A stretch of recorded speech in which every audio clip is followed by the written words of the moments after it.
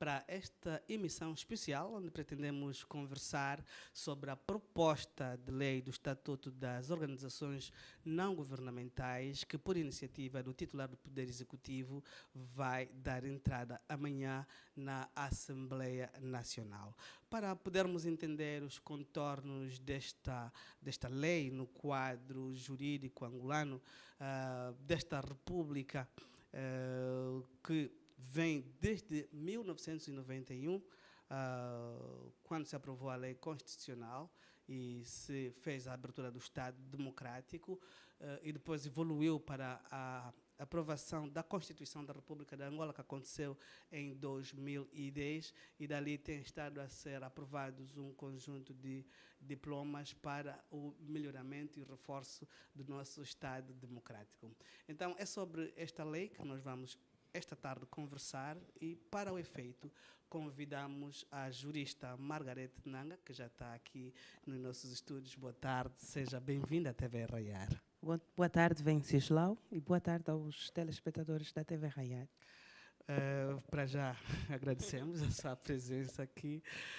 Nós gostaríamos de começar por aspectos mais básicos desta lei. Gostaríamos de saber, então, o que são as organizações não governamentais dentro de um Estado democrático e de direito. Existem muitas teorias a explicar um pouco as organizações da sociedade civil, as organizações não governamentais, mas essas teorias começam por explicar o que é a sociedade civil, né? Eu não vou fazer essa incursão teórica nem histórica, mas eu vou partir, digamos assim, de um pressuposto muito prático e pragmático. As organizações não governamentais, elas se inserem naquele corpo de entidades cívicas que são fundamentais para a prossecução de fins públicos, mas que se enquadram, digamos assim, no exercício de direitos e liberdades fundamentais. Aliás, as organizações não governamentais, elas surgem efetivamente desse interesse que os cidadãos manifestam por meio da sua vontade, da sua liberdade, em criar, digamos assim, organizações ou entidades através das quais eles possam alcançar determinados fins, que são fins de interesse coletivo, e nessa dimensão também de interesse público. Se nós considerarmos então que as organizações não governamentais são essa associação, são associações de pessoas que elas surgem por via da liberdade fundamental das pessoas, então as organizações não governamentais, elas são parte fundamental do espaço cívico. Elas são uma expressão muito eloquente da cidadania. Elas são o resultado evidente do exercício de direitos. E, nesse sentido, elas complementam aquilo que nós chamamos de democracia participativa. Não é? E eu acho que é com esse fim que as pessoas se associam para participar na gestão daqueles temas, daqueles assuntos, daqueles desafios que são coletivos, que são de todos. Bom, pegando neste conceito que nos passa agora, e se é que as organizações de sociedade civil são de livre iniciativa, e até aqui nesta proposta vem como organizações não governamentais, como explicar que essa proposta de lei venha da parte do governo? Okay. Será que houve já algum diálogo prévio com os cidadãos?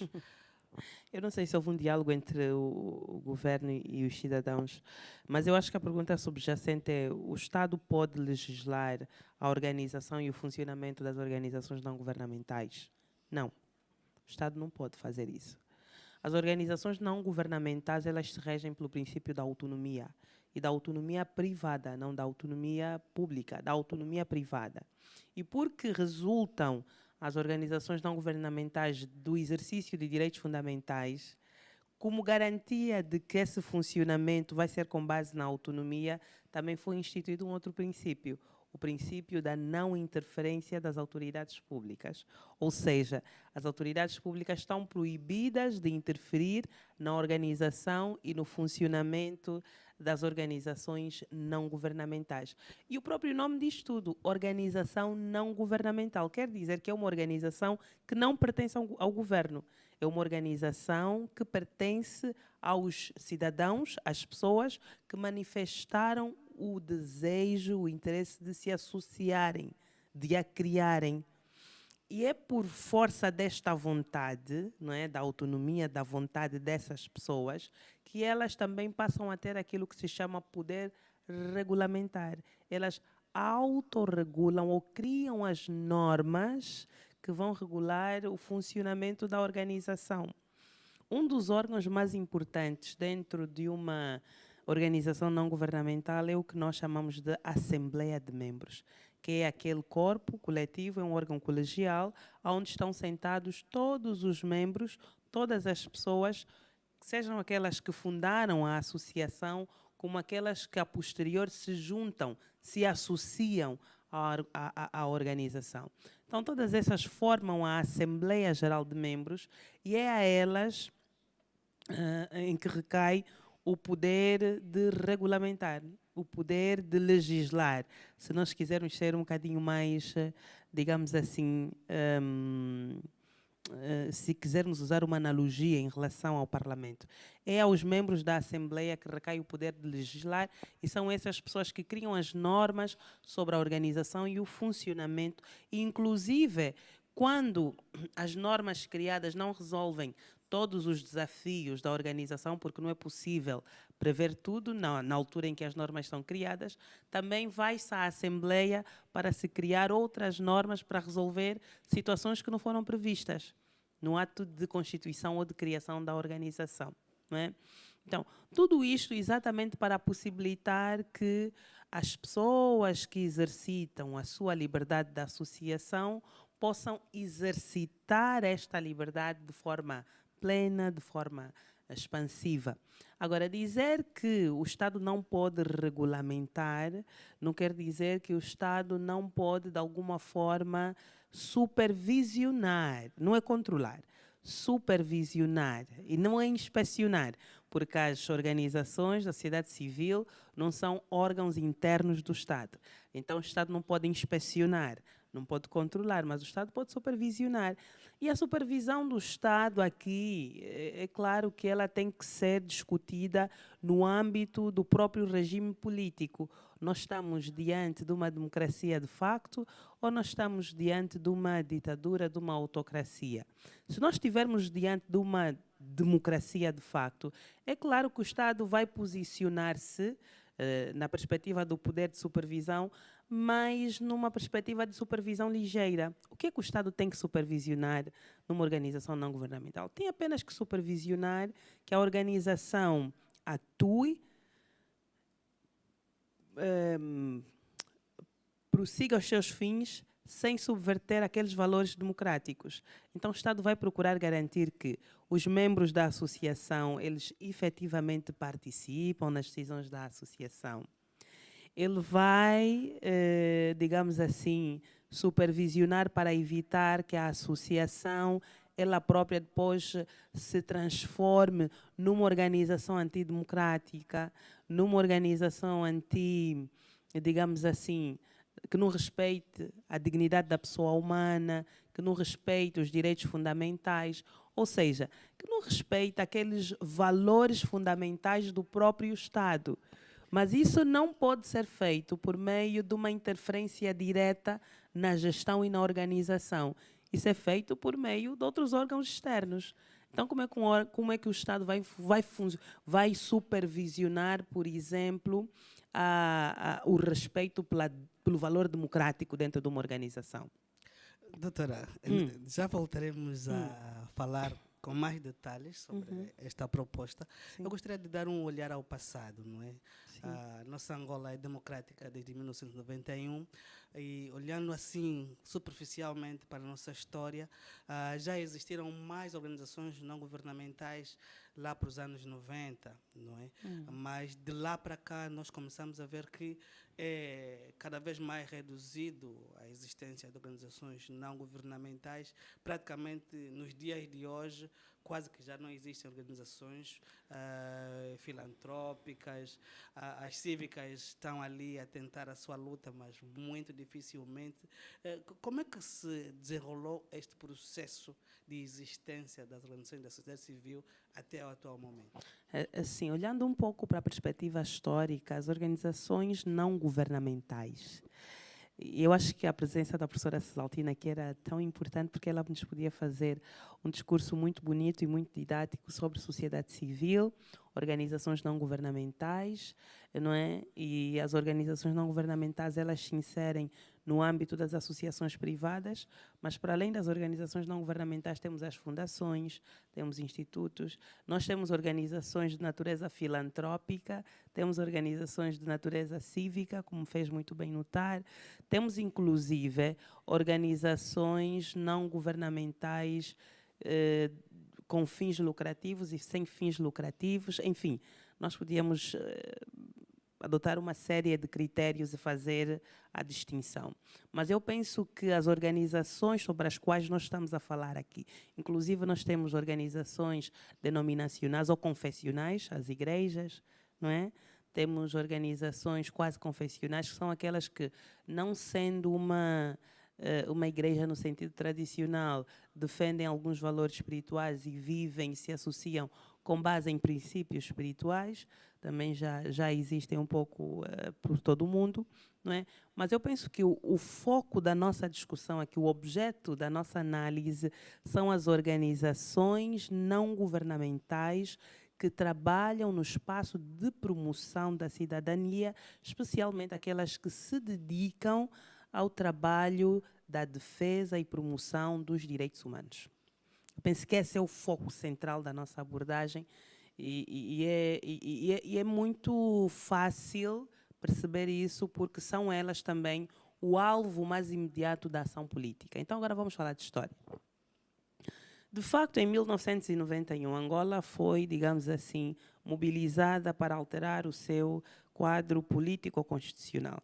Angola saiu de um regime socialista, passou para um regime democrático multipartidário, e isso implicou que Angola abraçasse uma espécie de liberalismo num contexto da África. O objetivo principal da discussão era o reconhecimento de outros partidos políticos, além do MPLA, mas com isso veio também o alargamento das liberdades cívicas. Com o alargamento das liberdades cívicas se dá digamos assim, um desenvolvimento do ponto de vista formal do espaço cívico, e isso implica entrar para esse espaço cívico, não apenas os partidos políticos, mas outras organizações de natureza distinta. Uma destas organizações foram as organizações não governamentais que começaram a surgir. Eu penso que uma das primeiras organizações que surgiram foram a ADRA e a ACA, a Associação Cívica de Angola, e depois surgiram outras. Bom, no princípio não existiam tantas, também do conhecimento que eu tenho. Com o tempo foram surgindo mais.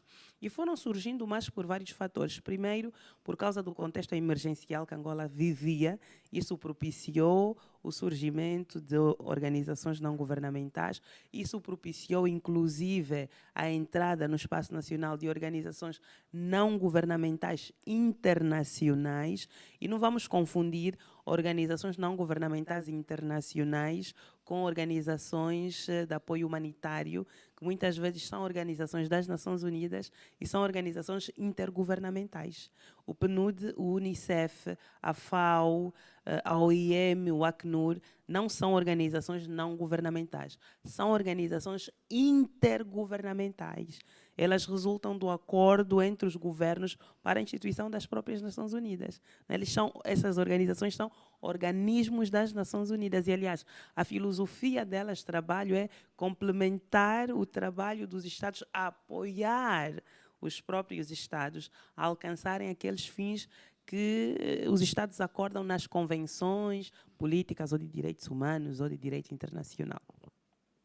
Então, depois, ali na década de 90, na década de 2000, foi de facto um período em que as organizações prosperaram, porque havia essa questão emergencial e a agenda, tanto humanitária quanto de promoção de direitos humanos, era uma agenda urgente, era uma agenda atual, era uma agenda que se fazia necessária promover e trabalhar.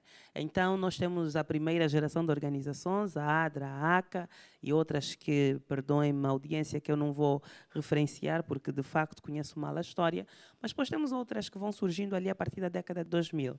Não é? Temos o Fórum de Mulheres Jornalistas, temos a JPD, as Mãos Livres, enfim, temos a PMA, Plataforma de Mulheres em Ação, e a Associação Construindo Comunidades na Willa, e uma série de outras organizações que vão surgindo ali depois da década de 90. E depois temos também as organizações que vão surgindo depois de 2010. Aí, depois de 2002, mas já aqui um bocadinho mais para cá, depois de 2010 também surgiram outras organizações. Até penso que o Fórum de Mulheres Jornalistas é um pouco mais para cá, não é?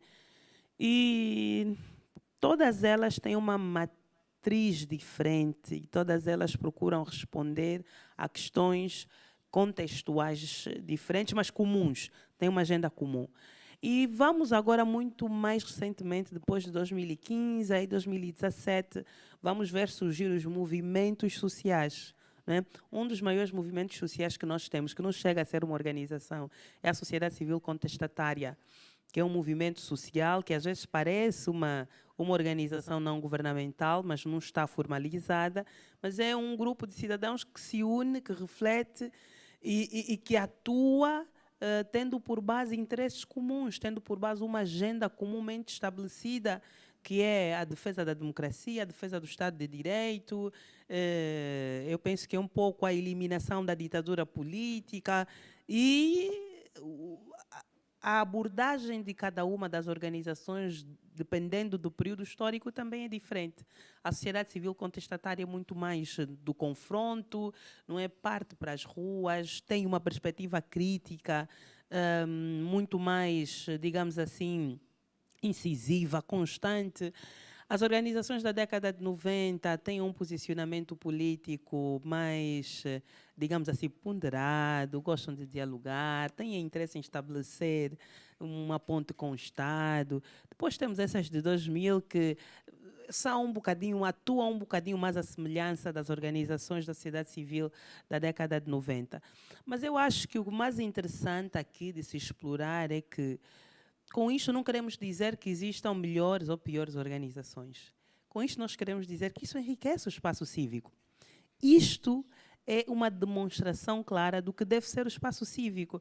Eu até costumo dizer que nós em Angola, inclusive, temos uma perspectiva ainda muito residual de cidadania, porque quando saímos do espaço angolano, a experiência mais radical que eu conheço é a norte-americana, onde nós chegamos e nós encontramos associações satânicas. Encontramos associações que defendem a supremacia branca. Nós encontramos lá pessoas que se associam e defendem o nazismo, certo? Na Europa, a extrema-direita, está a ver? Quer dizer, quando existe um Estado de Direito, a liberdade da associação ela não pode ser restringida, inclusive com base nesses receios que eventualmente nós pudéssemos ter em relação a algumas dessas associações que eu acabei de citar, não é? O Estado não pode ter esse papel, o Estado tem que ter o papel de respeitar que se os cidadãos se querem associar com base naquela ideia, naquele interesse, naquela vontade, o Estado tem que proteger. O que o Estado tem que garantir é que funcionem, se organizem, mas não subvertam a ordem democrática, a ordem constitucional.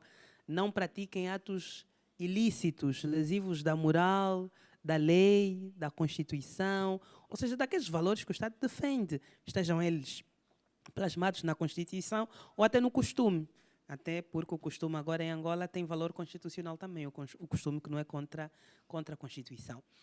Então, para dizer que nós ainda nem chegamos na fase mais radical da nossa cidadania, nós não chegamos ainda a essa fase. Vamos chegar um dia, eu acho que estamos a caminhar, mas vamos chegar. Agora, de facto, traçado este percurso histórico, nós temos que nos perguntar se isso significa que nós temos um espaço cívico vibrante. Não, porque nós não vivemos numa democracia de facto. Nós sempre vivemos entre uma ditadura e uma autocracia. Agora estamos mais numa autocracia, não é?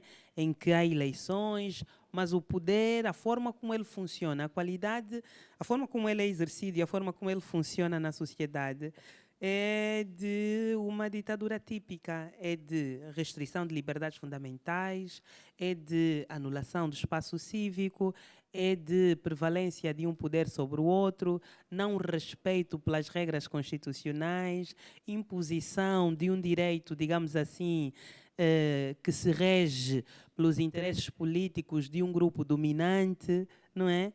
E não o respeito pelo direito instituído pela Constituição.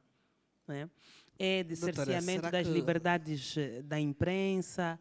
Enfim, nós temos um conjunto de elementos que nos podem, de facto, elucidar o quanto nós estamos a avançar no estágio de desenvolvimento de um Estado autoritário e um Estado autocrático.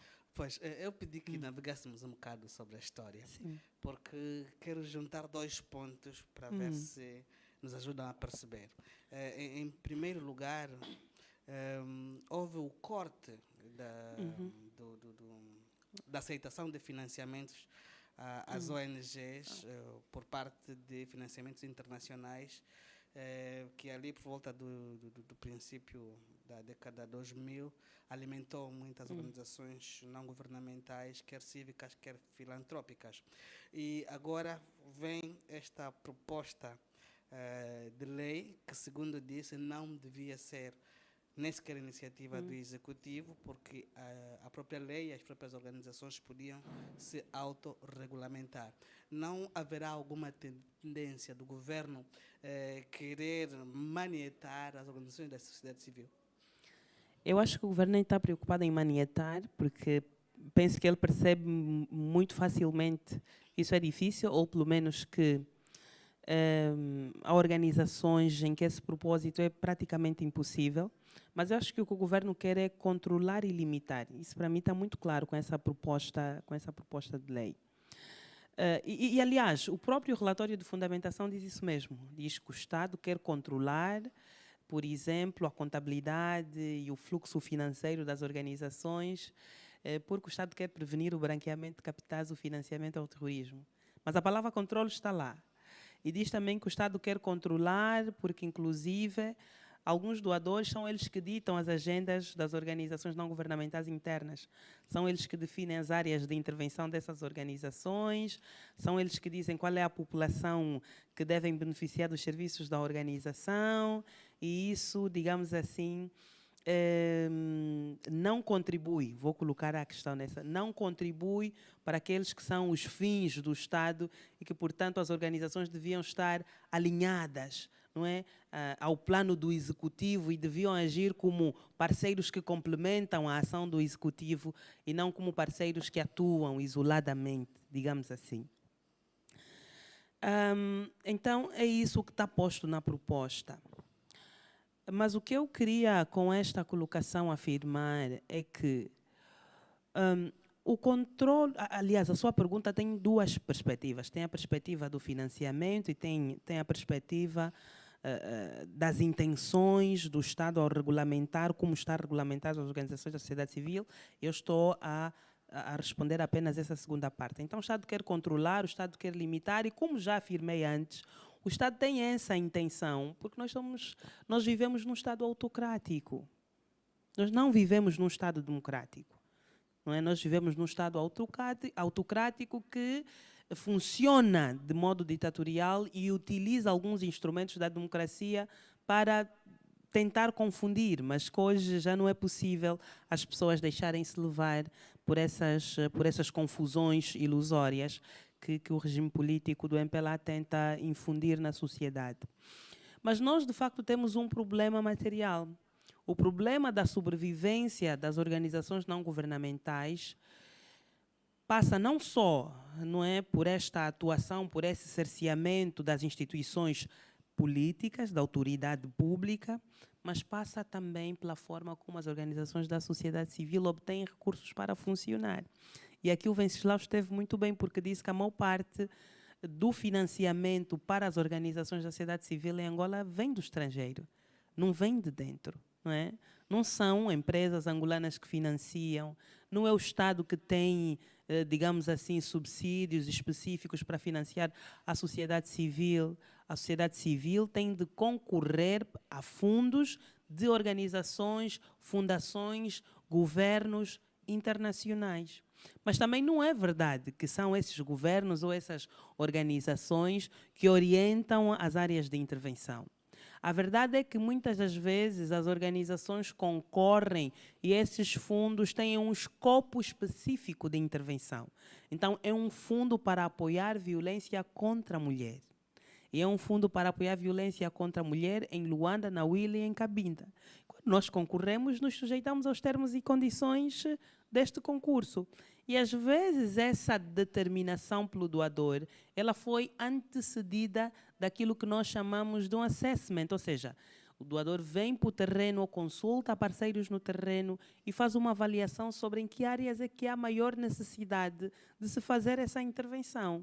Então não é também nessa lógica que o relatório de fundamentação quer dar a entender à sociedade que há uma agenda externa de imposição, não é?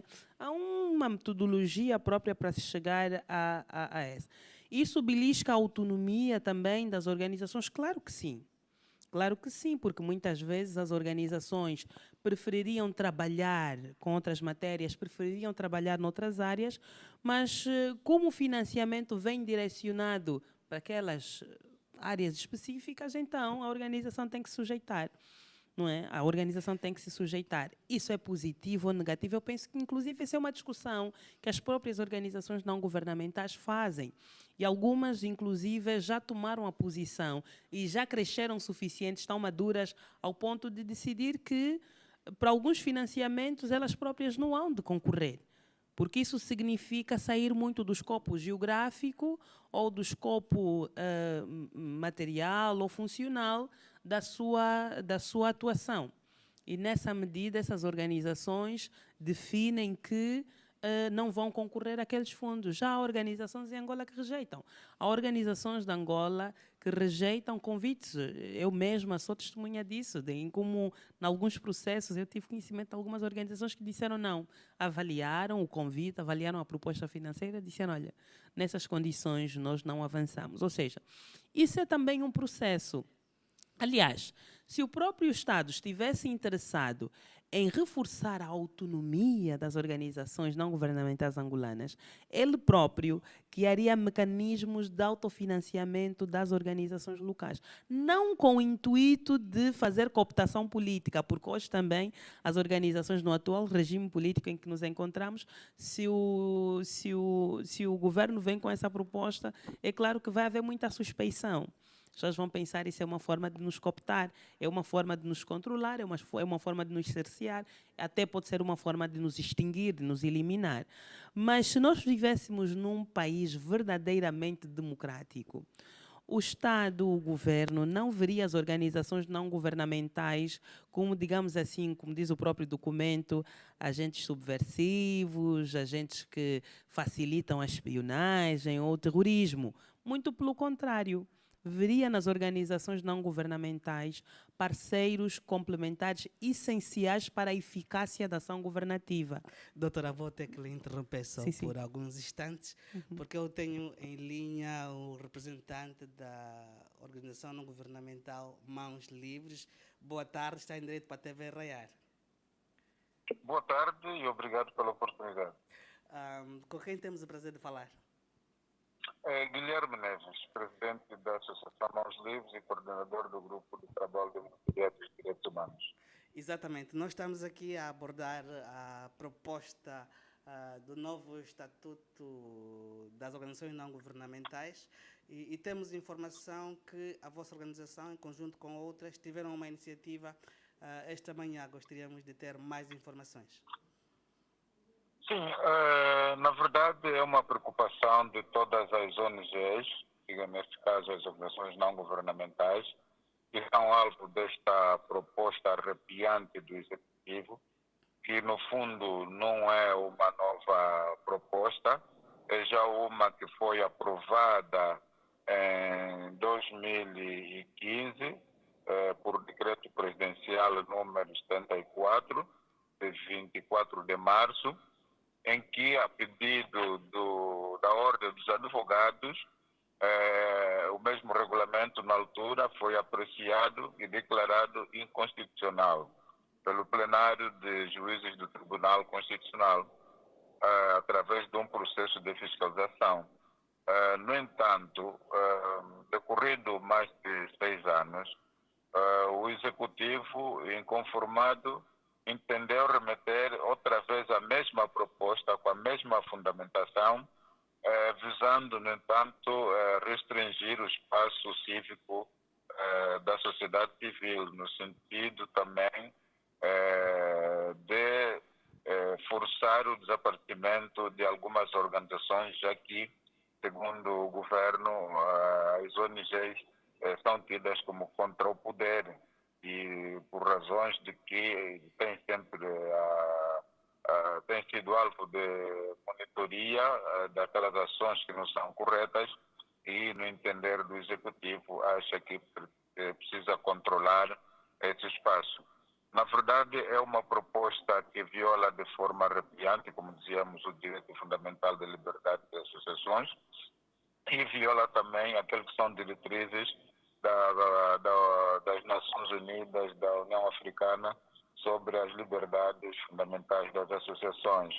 Lembrar que Angola é parte desses instrumentos e não pode, a seu belo prazer, entender que deve restringir aquele que é o espaço cívico. Penso que é um regulamento que, num Estado democrático de direito como o nosso, é um passo, não é? É um grande retrocesso. Parece-nos que queremos chegar a uma democracia ditatorial. E penso que nessa linha não é bom, porque poderá criar condições que possam, inclusive, criar convulsões sociais com essa tendência do Executivo cada vez mais limitar as liberdades fundamentais dos cidadãos. Pois é, então qual foi a vossa iniciativa? Nesse momento, nós apresentamos uma petição, como é de lei, nos termos da Constituição e da própria norma, para o efeito, e solicitamos, então, a Assembleia Nacional, enquanto representante do soberano povo, no sentido de vetar esta proposta, porque não faz sentido, é um estatuto injusto e inconstitucional e que põe em causa os direitos e liberdades fundamentais dos cidadãos. Muito obrigado. Nós podemos voltar a consultá-lo para entender então a evolução desta petição. Muito obrigado. Obrigado, não sei o que agradeço. Nós continuamos aqui a partir dos estúdios. Para quem só agora se liga à TV Real, estamos a falar sobre a proposta de lei de Estatuto das Organizações Não Governamentais. Estamos a conversar com a doutora Margaret Nanga. Agora podemos entrar já com algum detalhe para esta proposta, que, segundo a organização Mãos Livres, visa limitar os direitos e liberdades fundamentais dos cidadãos e no seu capítulo 2, ela fala de órgão responsável pelo acompanhamento das organizações não governamentais. E o texto diz: o acompanhamento do exercício da atividade de organizações não governamentais após o registro é assegurado por uma entidade da administração do Estado, a determinar pelo Presidente da República enquanto titular do Poder Executivo. No artigo seguinte de competências, na sua alínea C, fala de promover e propor às ONGs a execução de programas e projetos complementares às ações do Executivo e das comunidades. Doutora, isto não estará o governo a dizer que quer ser ele a ditar a agenda das organizações não governamentais? Absolutamente, é o que nós temos estado a dizer desde o princípio. Esta lei, esta proposta, tal como ela é apresentada, é mais um mecanismo de controlo, de restrição e de extinção, não é? E por extinção aqui nós devemos entender não apenas o fim de uma organização, mas a extinção do espaço cívico, que é um espaço de liberdade das pessoas, dos cidadãos angolanos, onde os cidadãos, por meio da sua vontade, definem a sua agenda de atuação e de trabalho naquelas causas que são coletivas, né? E isso tem de ser fora do âmbito do interesse das organizações políticas públicas e do interesse dos titulares destas organizações. Mas só para entendermos, as organizações não governamentais, elas surgem por via da liberdade da associação. A liberdade da associação é uma liberdade fundamental. Sendo uma liberdade fundamental, ela é uma garantia constitucional. Garantia constitucional contra o exercício arbitrário e abusivo do poder. Não ao contrário. Não é, digamos assim, os titulares do poder que devem instrumentalizar as competências que têm para interferir no exercício de liberdades fundamentais. É exatamente ao contrário. As liberdades fundamentais existem para limitar o poder governativo, o poder dos governantes. É o único poder que depois assiste aos cidadãos, enquanto detentores do poder soberano, para, tendo, digamos assim, eventualmente, depois da eleição, observado que os titulares escolhidos pela eleição não agem de acordo às regras estabelecidas na Constituição, as liberdades fundamentais são esta garantia de que eles não vão passar aquela linha vermelha que se chama esfera privada, esfera cívica das pessoas. Então, elas existem exatamente para isto, para ser um freio, para ser um limite. Tendo esta natureza, o Estado não pode legislar negativamente as liberdades e direitos fundamentais, não pode regular de forma restritiva, não pode regular de forma limitativa. Isso seria violar os artigos 57 e 58 da Constituição. Esses artigos dizem claramente em que circunstâncias que os direitos fundamentais podem ser, sim, suspensos, sim, limitados. Mas esses artigos dizem que em circunstâncias muito especiais, quando há guerra, quando é estado de sítio ou quando há estado de calamidade, como foi quando tivemos a Covid. Mas mesmo nestas circunstâncias, quando se quer limitar ou suspender direitos, tem que se respeitar o princípio da proporcionalidade. E não se faz por meio de uma... E se faz por meio de uma lei. E acho que aqui o Executivo aprendeu a lição com a inconstitucionalidade passada, que foi declarada inconstitucionalidade orgânica pelo Tribunal Constitucional, a quando da impugnação do anterior regulamento, que tinha sido aprovado por um decreto presidencial, penso. Não é? Então, o Acórdão 447, não é, vem exatamente declarar a inconstitucionalidade orgânica daquele diploma. E agora, então, se quer fazer a Assembleia Nacional aprovar, com força de lei, já para fugir do risco de ser declarada a inconstitucionalidade orgânica. Mas mesmo que se fuja deste tipo de vício, nós continuamos a ver muitos vícios inconstitucionais materiais neste diploma. E o primeiro é mesmo esta, é a subversão da lógica constitucional das garantias fundamentais. A segunda é, digamos assim, toda a lógica material das normas, que são instituir órgãos administrativos que vão interferir e controlar a ação de entes que nunca e em nenhuma circunstância deviam estar sobre o controlo dos órgãos do Estado.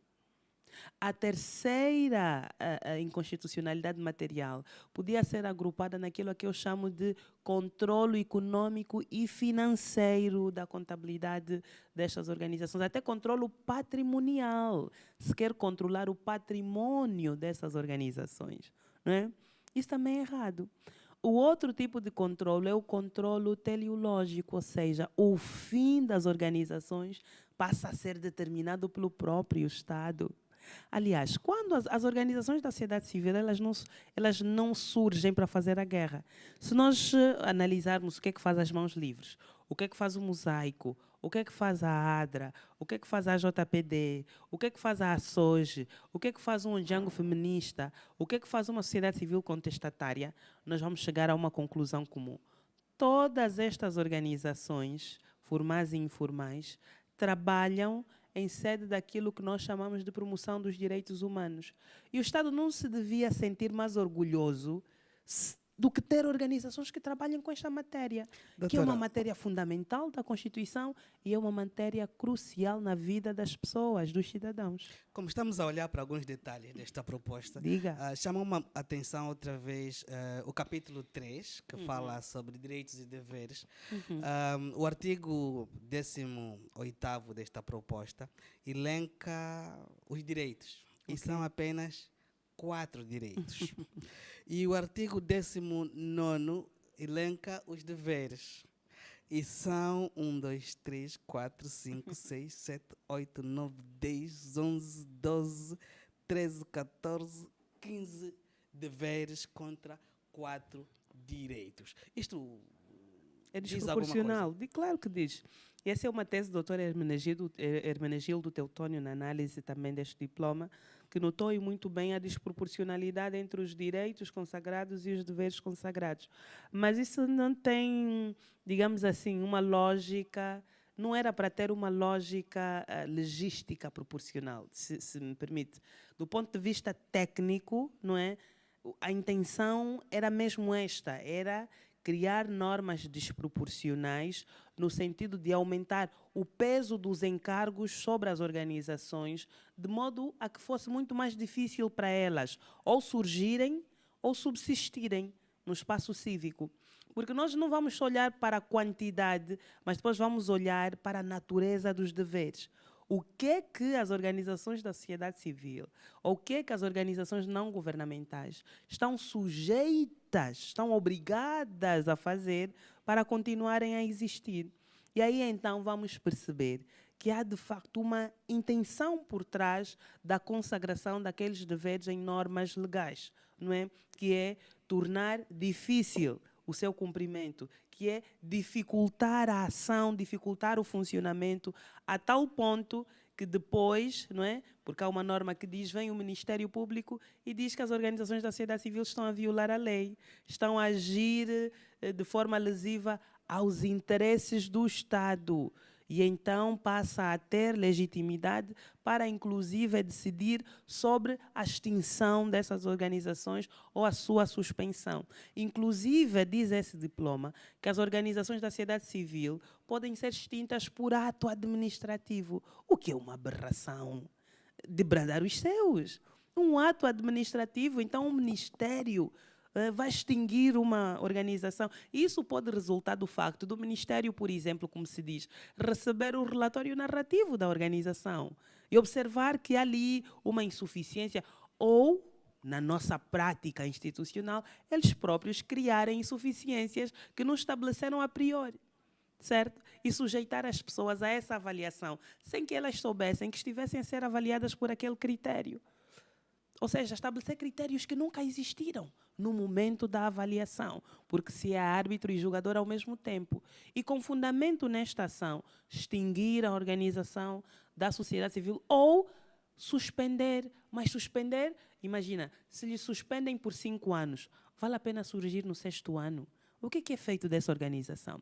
E, segundo, o que nós conhecemos de eficácia destas organizações públicas justificam a consagração de um processo de licenciamento tão longo. Sai-se do Ministério da Justiça, vai-se para outro ministério, depois vai-se mais para outro sítio. Por que tantas voltas? Isso é exatamente para agravar, para onerar, digamos assim, a ação de o crivo do Estado sobre as organizações da sociedade civil e alongar, tornar cada vez mais burocrático o seu processo de licenciamento até levar as pessoas à exaustão, ao cansaço efetivo. O processo de licenciamento das ONGs não beneficia dos guichês únicos? Como Não, são das não, empresas? não. As organizações não governamentais, pelo menos as nacionais, elas começam com um processo. Quer dizer, a constituição das organizações da sociedade civil não está sujeita a licenciamento, porque elas são constituídas por meio de um pacto societário entre as pessoas que se decidem associar e o fazem por meio de uma escritura pública. A escritura pública depois é a redução da ata da reunião fundadora, não é? Num documento de fé pública que é passado por um cartório notarial. Depois é com este documento que nós vamos ao Ministério da Justiça requerer o registro da organização não governamental. Mas o Ministério diz também... que o Ministério pode recusar o registro. O Ministério, no âmbito da atual legislação, o Ministério não só tem que registrar, como tem que passar o certificado de admissibilidade, ou seja, admitir que sim, que aquela organização ela observou aqueles princípios fundamentais da lei das associações privadas e pode então, digamos assim, funcionar. E passa o certificado de admissibilidade e depois é efetuado o registro onde se é dado um número. Sim, o Ministério ele pode recusar, mas em situações muito, muito limitadas e penso que tipificadas na lei. Agora eu não me lembro, não tenho aqui a lei das associações comigo, mas se nós quisermos entender a lógica do sistema e a perspectiva garantística, essa recusa só seria admissível se a própria lei estabelecesse os requisitos de inadmissibilidade. E eles tinham que ser, assim, muito específicos, muito taxativos e tinham que estar muito claros na lei. Mas, em geral, tinham que dizer respeito a qualquer falta de observância àqueles princípios constitucionais que são fundamentais ou àqueles princípios legais que são fundamentais. Por exemplo, a organização instituir como fim uma atividade que seja contrária à dignidade da pessoa humana. Imagine, vamos nos associar para promover o trabalho escravo. Então, essa associação não vai ser admitida. Vamos nos associar para a promoção de interesses fraudulentos, tipo associação de ladrões, associação de homicidas. Isso também não vai passar. E está a compreender qual é a lógica por trás. Significa que a legislação já existente seria bastante para regular. Claro, a própria Constituição seria bastante. Ok, claro, vamos só interromper um bocado, vamos ao encontro de Dito Dali, também alguém muito experimentado nesta questão de iniciativa e da sociedade civil. Boa tarde, Dito Dali, está em direto para a TV Raiar. Boa tarde, caros jornalistas, muito obrigado pelo convite. Exatamente, nós estamos a falar da proposta de lei do Estatuto das Organizações Não Governamentais que o Executivo leva amanhã para a Assembleia Nacional. Está a acompanhar, tem já algum comentário, alguma posição sobre este facto? Bem, estamos a acompanhar atentamente o desenrolar desta proposta de lei ou Estatuto das Organizações Não Governamentais que o Executivo tenciona submeter amanhã à Assembleia Nacional para merecer a devida discussão e, se ela for aprovada, de facto, será um retrocesso gritante. Como devem saber, nos últimos tempos surgiram várias organizações da sociedade civil, não é, que têm estado a influenciar, impactar as comunidades locais sobre o exercício de cidadania, a tomada de consciência dos direitos e deveres dos cidadãos. Ou seja, essas organizações têm estado a promover debates, palestras, formações sobre o direito à cidadania, os direitos fundamentais, o exercício cívico. E como devem calcular, Angola ainda é uma ditadura, não é uma democracia. Então, as ditaduras têm dificuldade de lidar com organizações autônomas e independentes. Entanto, essa proposta tem como único o objetivo legitimar e controlar, o exercício das atividades das organizações da sociedade civil. No entanto, já que o Executivo entende que as nossas ações, as organizações que fomos criando depois do processo 15+2, nós encontramos outra forma de fazer o ativismo, não é através de organizações cívicas.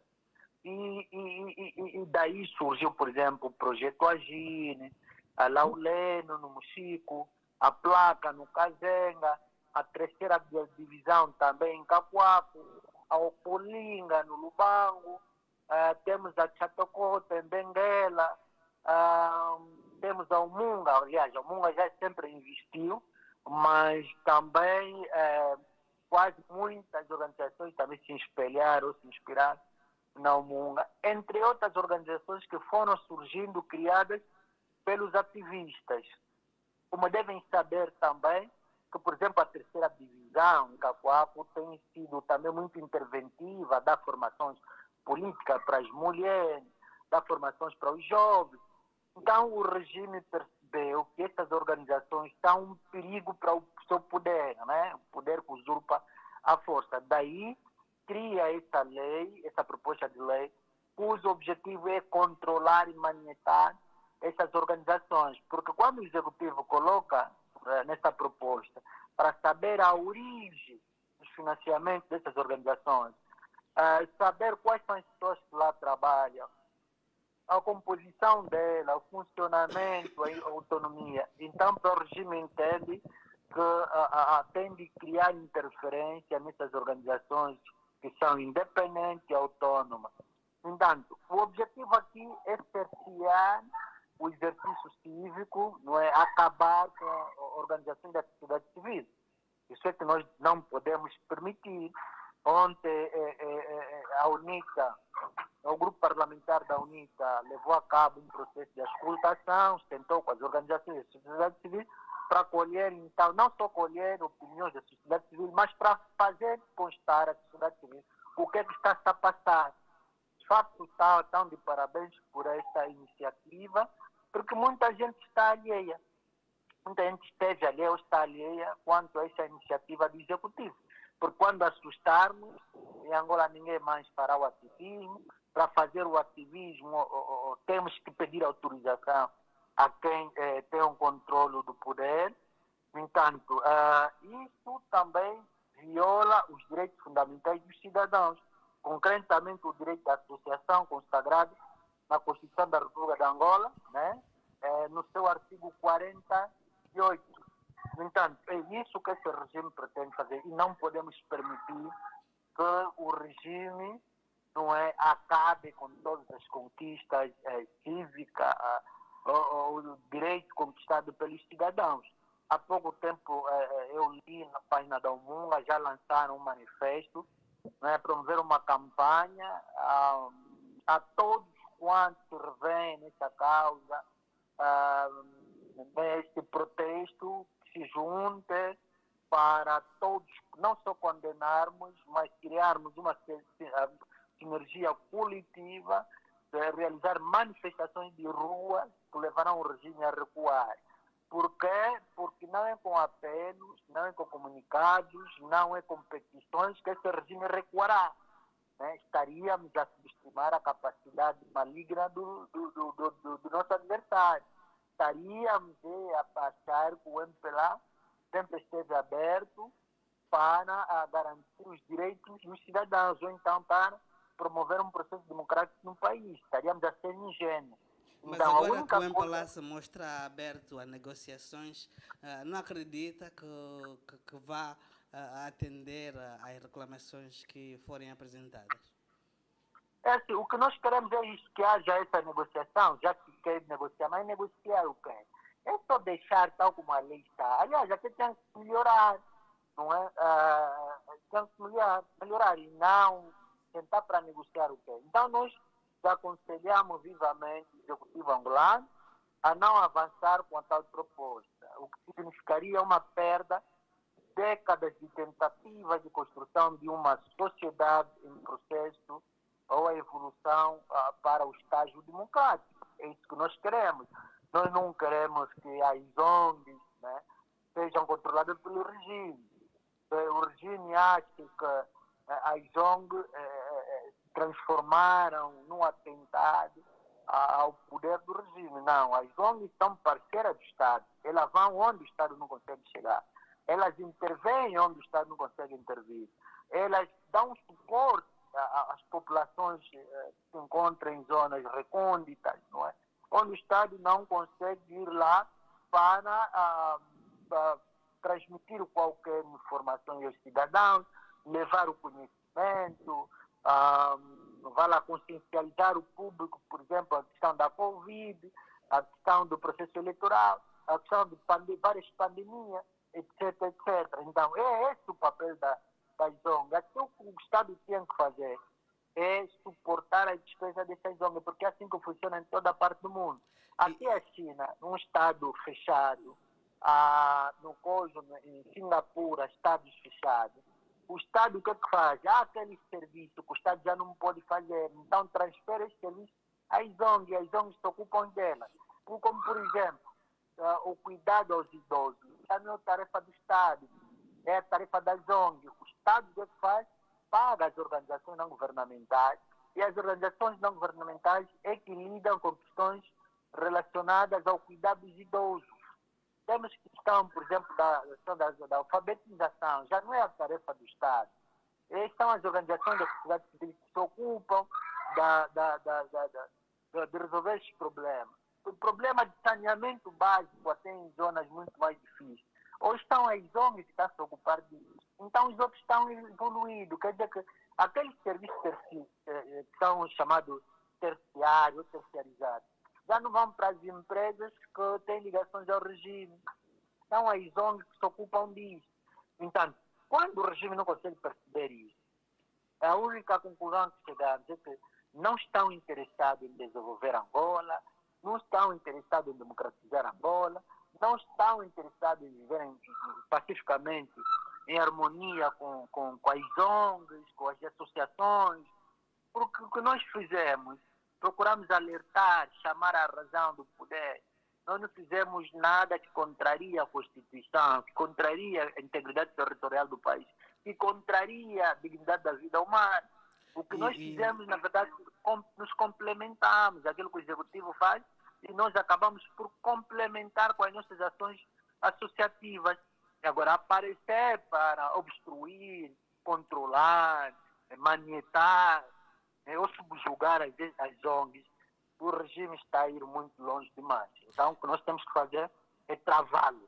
A única forma que temos de travar é mobilizar o público, tomar as ruas, mas é tomar as ruas sem regressar às nossas casas. E isso levará o regime a recuar. Fora disso, não vejo o regime a recuar. Ontem a doutora Miela Weba disse que tão logo que seja aprovada na generalidade ou na especialidade, depois vão discutir artigo por artigo. Nos fez entender que, olha, se algum dirigente ou algum deputado do MPLA não aparecer, ou alguns, essa lei não passará. Não, nós temos um regime que sabe o que quer. Nem que um deputado se encontrar no exterior do país, vão mandar avião ele buscar para aparecer no dia da votação, para votar, quando o regime acha que precisa defender seus interesses, precisa trabalhar para a manutenção do poder. Então não podemos fazer análise leviana, não é? Não podemos menosprezar ou subestimar o adversário que nós temos, que há anos vem criando um mecanismo para se enraizar no poder. Muito obrigado. Tá bom. Muito obrigado pela sua contribuição, Dito Dali. Participou então aqui no nosso debate por via telefônica. Esperamos que o nosso público telespectador tenha ouvido perfeitamente aqui a contribuição deste ativista social. Nós estamos a conversar com a doutora Margaret Nanga sobre a proposta de lei das organizações não governamentais. A nossa conversa está mesmo quase ao fim, já vamos agora para as partes conclusivas. Doutora, qual será o cenário que o país vai viver se esta proposta for aprovada tal como entra para a Assembleia Nacional? Nós já vivemos um cenário dramático, não é? Nós já vivemos um cenário em que as organizações não têm muito financiamento internacional, não têm financiamento interno.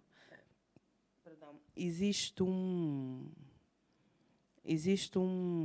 digamos assim, um investimento no cerceamento do trabalho das organizações. Existe, inclusive, um investimento muito grande na intimidação e na repressão dos ativistas, não é? Existe já, digamos assim, uma cultura de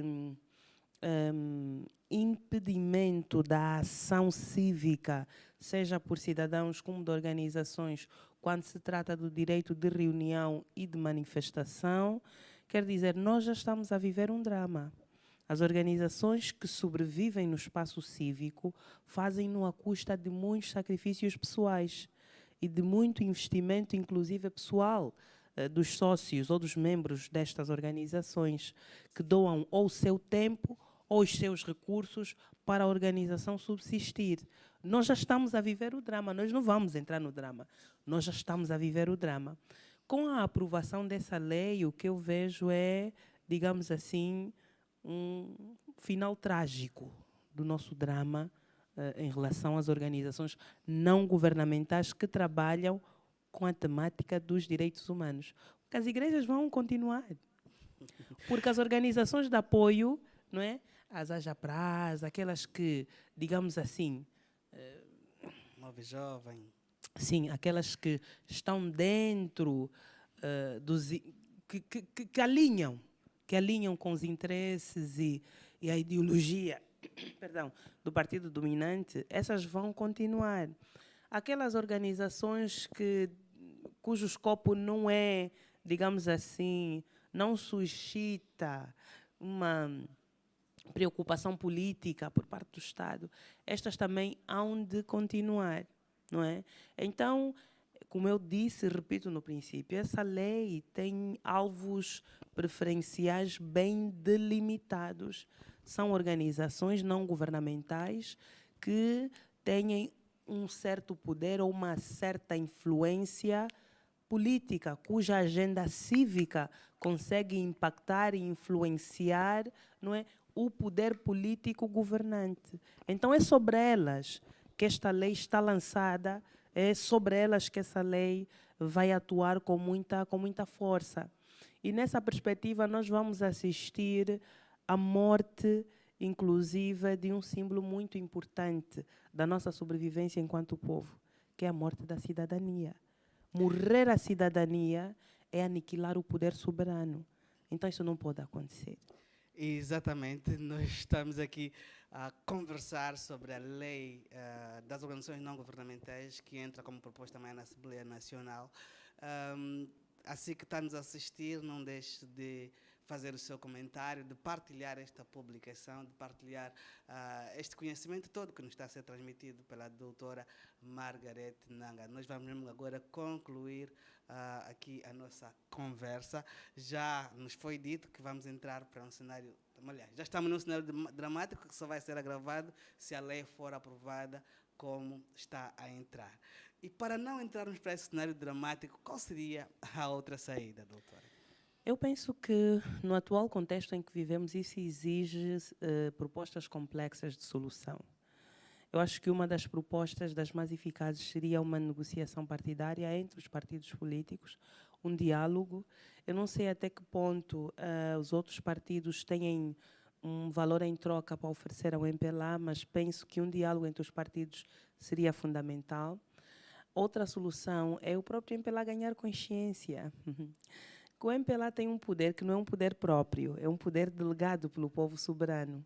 Então, o MPLA está no exercício desse poder não para satisfazer os interesses do próprio partido ou de um grupo específico do partido ou até do titular do Poder Executivo ou do presidente do partido. O MPLA está no poder e deve cada vez mais consciencializar-se que está naquele lugar para realizar, digamos assim, os interesses e as preocupações do povo.